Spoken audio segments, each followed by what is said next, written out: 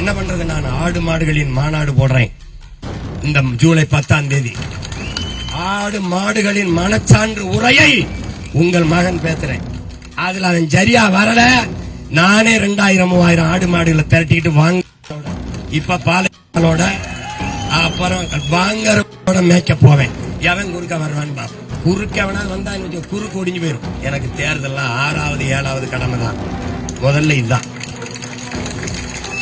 ஆடு மாடுகள் மேய தடை போடுறான். கால்நடைகளுக்கு மேய்ச்சல் இடம் கிடையாது.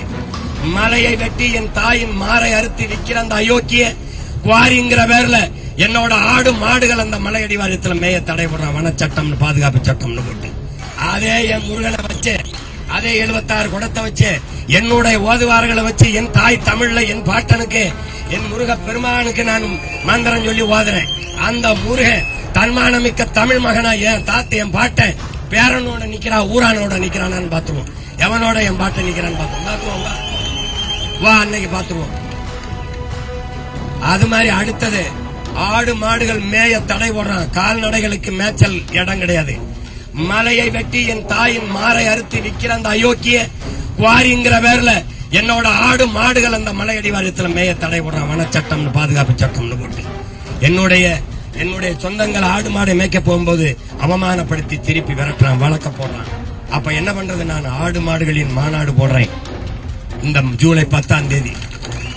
ஆடு மாடுகளின் மனச்சான்று உரையை உங்கள் மகன் பேசுறேன்.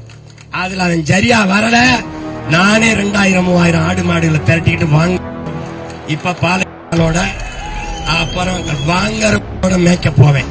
எவன் குறுக்க வருவான்னு பாப்போம். ஏய், எத்தனை விதமான சிலம்பு இருக்கு, அத்தனை விதமான சிலம்பையும் கத்த வேண்டாம்.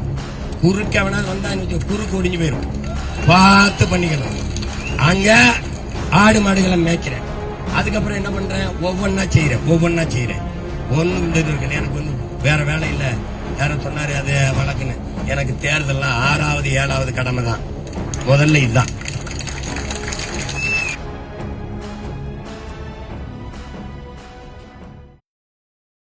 அகமதாபாத் விமான விபத்தில் யமனையே வென்று உயிர் பிழைத்த ஒற்றை நபர்.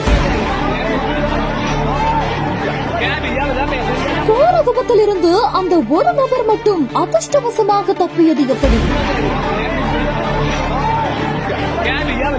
விமானம் விழுந்து நொறுங்கும் முன் உயிர் பிழைத்த நபர் என்ன செய்தார்? விமானம் நொறுங்கும் முன் இறுதி நிமிடத்தில் அவருக்கு நடந்தது என்ன? குஜராத் மாநிலம் அகமதாபாத்ல இருக்கக்கூடிய சர்தார் வல்லபாய் பட்டேல் சர்வதேச விமான நிலையத்தில் இருந்து புறப்பட்ட ஏர் இந்தியா விமானம் விபத்துக்குள்ளானுச்சு.